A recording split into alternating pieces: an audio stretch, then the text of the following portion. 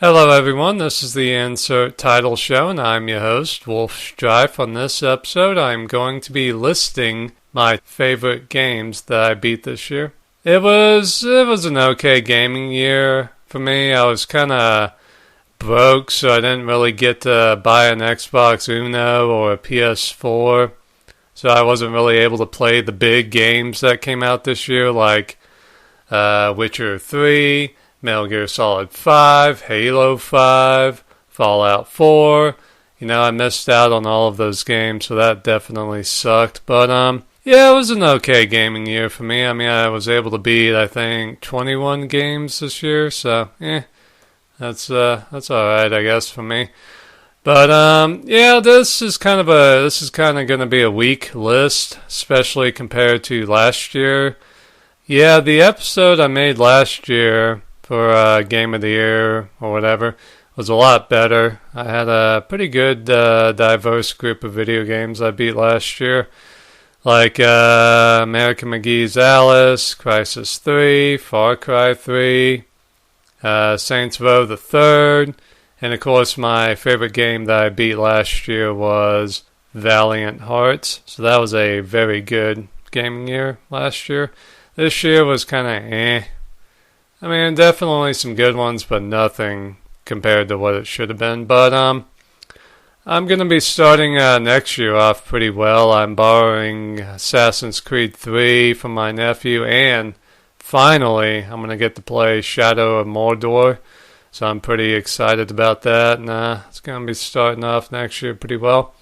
And of course, I'm going to try and get some moolah and get a Xbox Uno and a PS4 so I can finally play some badass games. So definitely tune in next year for my Game of the Year episode. It's going to be a lot more interesting than this one. But, and one more thing. I'm not a gaming magazine or website, so I'm not doing the best games from 2015. I'm doing the best games that I beat in 2015. So some of these games are either came out this year or a couple of years ago or many years ago. So that's how I'm doing it. So yeah, this will definitely be a interesting list. All right, so let's get to it. All right, number 10. This is a indie game on Xbox Live that I picked up. It's called Zombie Shotgun Massacre 3. It's made by I guess a guy named Dual Hayes. He does a lot of indie games for Xbox Live. He's pretty good. In fact, I went through all 3 Zombie Shotgun Massacre games, and they were pretty good. The first 2 were pretty short, like an hour a piece to go through. So when I did Zombie Shotgun Massacre 3, I was kind of expecting the same thing, but it was actually like a 6-hour game, so I was definitely happy about that. But it's a pretty cool game. I think the main character is a chick named Alice who's wearing, I guess, either lingerie or a bikini. A little titillation never hurt anyone. And you're running around a zombie-infested town, using your shotgun to kill zombies and stuff. It's pretty fun, actually, and pretty interesting. Definitely entertaining. If you like killing zombies and, some hot chicks running around, you'll definitely like Zombie Shotgun Massacre 3. Okay, number 9, we got Castlestorm. I actually just went through this a couple of weeks ago. It's a pretty good game. I liked it a lot. It was definitely fun. It's kind of a rip-off of Angry Birds, I guess, but it's pretty cool. It's got some strategy elements into it because you can also train some soldiers to send against the enemy's castle and stuff, so it's pretty fun.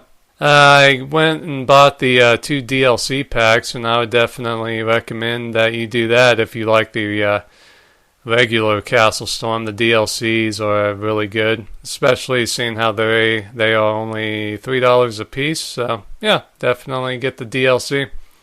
But yeah, it turned out to be a pretty fun game, and it was free, so can't beat the price. Okay, number 8. This was a surprising one for me. Tomb Raider Legend. Now, this came out back in 2006 and was actually a very fun Tomb Raider game. I wasn't really expecting much, and right away I was like, oh, this is kind of fun. It's a lot more action-packed than the other Tomb Raider games. I was expecting it to be a lot more like Tomb Raider Anniversary, a lot of annoying puzzles and stuff, even though Anniversary, I think, is a better game than Legend. Legend is a lot more fun to play. A lot more action. Lara Croft is really sexy and awesome as always. And the action is really, really cool. And the soundtrack is fun and stuff. It's a really, fun game. Basically, Lara Croft is on the quest to find Excalibur, and there's a lot of King Arthur stuff going on, so that's really cool. Yeah, it's just a really cool game, so check that out. Number 7, Battle Stations Pacific. Now, I got the first game, Battle Stations Midway, and went through that first, and that was really good. I liked it. I think that came out in, what was that, 06, 07, sometime around there. And then Battle Stations Pacific came out in 2009, and that was a sequel. Basically, the first game, Battle Stations Midway, you play as America from the battle of, from the attack on Pearl Harbor up until the Battle of Midway. And then in Pacific, you can either continue on as the Americans, going basically after Midway, so it like goes from Guadalcanal to Leyte Gulf to, I think, Santa Cruz and Okinawa and Iwo Jima and all that stuff, so that's really fun. The battles aren't really historically accurate, but it's a fun fucking game to play. And brand spanking new in this version, you can play as the Japanese, which is really cool, because you can actually basically win the war as the Japanese. So you get to take part in the attack on Pearl Harbor. In fact, in the very first level as the Japanese, you can actually kill the main characters from Battle Station Midway. So that was kind of interesting. And then you go on to win the Battle of Midway, and boom, boom, boom, you win all these battles that the Japanese in history actually lost. So that's pretty interesting. And then the last level was you conquering the island of Hawaii and basically winning the war for Japan, so that's pretty cool. Yeah, the gameplay is really awesome. Commanding your ships and going in to fly the airplanes and stuff. It's really, really a unique and fun World War II strategy game, I guess you could look at it as. Yeah, it's kind of a strategy game meets a flight simulator meets a boat commanding game. So a lot of variety and a lot of fun, so definitely check that one out. Okay, number 6. This is a double whammy, basically, because I couldn't really pick one over the other. Sniper Elite V2 and Sniper Elite 3. Now, Sniper Elite V2 is basically an upgraded remake of the original Sniper Elite.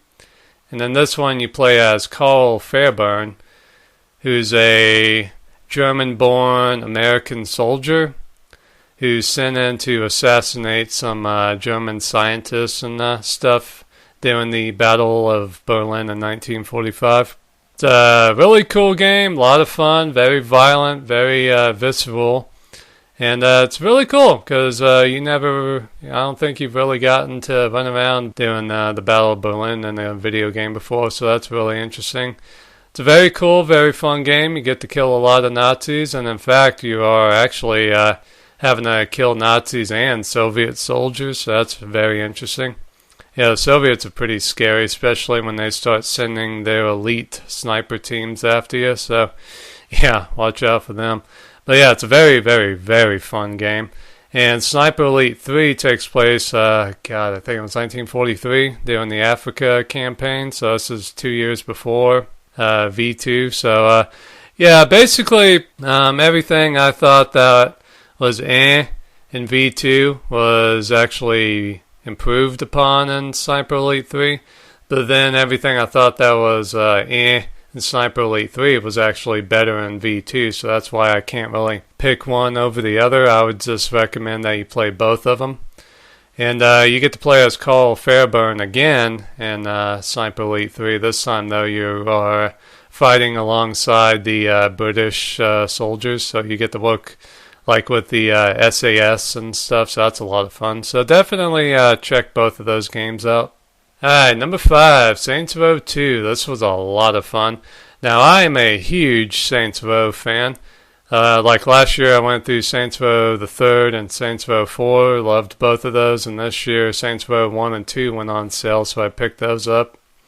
And I actually liked Saints Row 1 a lot. It was actually pretty good. And Saints Row 2 was fucking awesome. Just a really fun game. Very rough in some parts. I mean, these characters are not nice people. I mean, the main character does a lot of crazy shit to his enemies. Or if you decide to play as a chick, you can refer to the main character as a her, but whatever. But yeah, a lot of crazy shit, but it's very fun, very cool. You can definitely see where kind of Saints Row started to become its own thing. And then it was, perfected in Saints Row the Third. That's still the best Saints Row game. And I guess Saints Row 4 would be the second best one, but Saints Row 2 is right up there. It's a damn good series, so definitely get all four of them if you can. And Saints Row 2 is no exception. I mean, the map is really cool. I mean, hell, if you want to, you can go walk around the mall, go buy some food, some clothes, whatever. Or, hop on over to the Air and Space Museum. I mean, it's very, very realistic, the city and stuff. And the cast of characters are a lot of fun, and it's just a really, really awesome game. So definitely get Saints Row 2. Number 4, Sid Meier's, or Sid Meier's. I still say it's spelt Sid Meier's, but whatever. Civilization Revolution. This is a very fun, surprisingly, I was actually surprised how much I love this game, even though I'm a big Sid Meier's fan. But yeah, Civilization Revolution, a lot of fun. Kind of very addicting. I mean, me and Oompi were totally addicted to this game, because I think it was a free game of the month last year, but I didn't play it until this year, and I've really enjoyed it. I beat it with, I think, every character, or every civilization, and it's very fun, and each civilization has its own troops and economy and stuff, so it's definitely pays to play as different civilizations here and there. I prefer the Mayans just because they kind of have the best army, I think. But yeah, very fun, and Cleopatra, Catherine the Great, and Queen Isabella, I think. Yeah, might as well throw Elizabeth in there. Are all pretty damn hot in the game, so that definitely helps. Alright, next, my third favorite game I beat this year, Assassin's Creed 4. This was a very fun game. It's pretty cool running around as a pirate / assassin, and you get to do a lot of cool stuff in this one, but I guess around, 18 hours into the game, I started to kind of get bored with it, but it's a very good game, definitely one of the best Assassin's Creed games. I just would have liked a little more variety and a little more realism and stuff. And the history in the game is all jacked up for a good part. But a lot of it they get right. They definitely got the idea, I think, from a very good book called The Republic of Pirates, which came out a few years before the game. And if you like pirates and stuff, I would definitely recommend that you get the book, because it will tell you everything you ever wanted or needed to know about Caribbean pirates. And it definitely influenced Assassin's Creed 4. So if you like the game, if you like pirates, definitely check out the book. But the game was really fun, and it's a good game. Some things I didn't like here and there, but it's definitely a fun game. I loved the pirate ship stuff. I loved whaling was really fun, or actually going up against great white sharks and stuff, and deep sea diving was interesting. But running around the cities and stuff, that was kind of same old, and the main storyline I didn't really think was all that interesting. But overall, it's a very good game, though, nonetheless. Alright, number 2, Tomb Raider, or as I like to call it, the Tomb Raider reboot. The one that came out in 2013. This was a very, very popular game. I think it sold over like 8 million copies, so yipe. That's huge. It's, I guess I would say it's my favorite Tomb Raider game. It just has a lot of stuff going for it. The action is very good. I liked Lara Croft a lot in this one. She's a lot more, real, kind of. A lot more, just, it's interesting. don't get me wrong, I love badass Lara Croft, but this version is pretty interesting too. Voice acting's pretty good. I mean, it's a very unrealistic video game, but it's still a very good one. So, yeah, I definitely can see why it sold that many copies. And recently, the sequel to it came out. What the hell is it called? The Tomb Raider or something? I think it actually kind of bombed, but it makes sense in my opinion. I mean, it came out like right around the time Halo 5 and Fallout 4 was coming out. I mean, it was... And the game didn't really look all that different from the Tomb Raider reboot, so I was like, I don't see why anyone would jump to play this one, but I'll pick it up probably sometime next year. But yeah, as far as the Tomb Raider reboot goes, it's a damn good game. Alright, number 1, and this is going to be kind of odd and surprising to anyone still listening. My favorite game that I beat in 2015 is the game Pharaoh. This came out in 1999, and it seems a lot longer ago than that. The game was made by a company that is now defunct called Impressions Games, and they kind of specialized in strategy/city building games. And I'm sure you've heard of some of their games, like they made Caesar 3, Zeus, Pharaoh, and I think the last game they might have made was it Emperor? I think you were in China on that one. But yeah, they were a great company and they made some really great games. Pharaoh, the reason why I like it the most of the Impression games is, well, Caesar 3 has the best military aspect, like the best battles and fighting system and stuff. Like you get to really have some cool battles in that game, like the Romans fighting the Greeks or the Carthaginians or whatever, and that's really cool. And Zeus has the best mythology stuff, like you get to build some really cool temples, you get to do a lot of like mythological missions, like you gotta help Jason go get the Golden Fleece, or you gotta help Hercules in his 12 labors, or you gotta get Achilles to go and fight in the Trojan War, and the gods come into your city and either destroy it or try and help you out. I mean, that's a really cool mythology. Now, the reason why I like Pharaoh the best is because I think it kind of has the best combination of the games. Like, it's got a good military system, it's got a good mythological system, and it's absolutely got the best city building system. I mean, you get to build some of the best monuments, or the best well-known monuments of antiquity in ancient Egypt. Like, you get to build the the stepped pyramid, the bent pyramid, the true pyramid, the great pyramid of Giza, the Sphinx. I mean, you get to do all that while building your city the way you want it to be. And resources are pretty cool to obtain.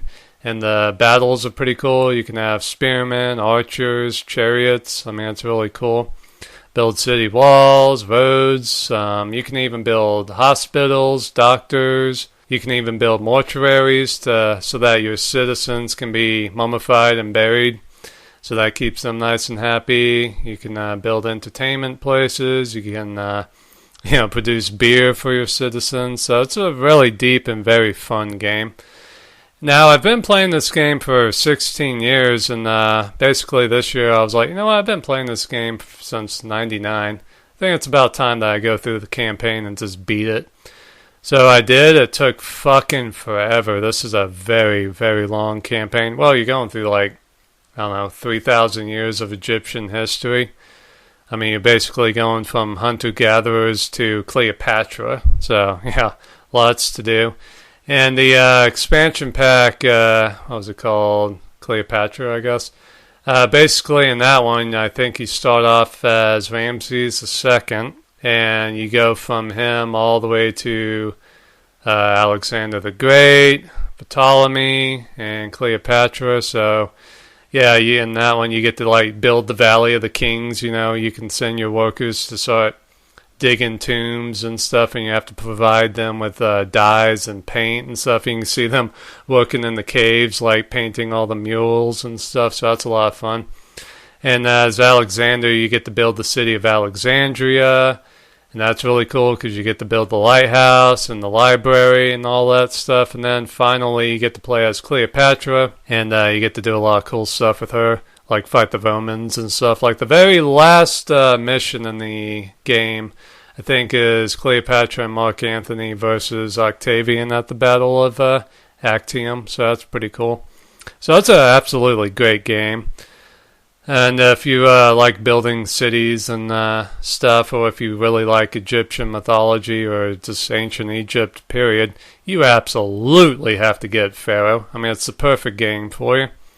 So I know it's kind of a weird game to have as my favorite game of 2015, but like I said, next year, I think this time next year, the Game of the Year episode will be a lot more interesting, but this was an okay gaming year, but yeah, take it easy, and I'll see you in 2016. So rock on, people.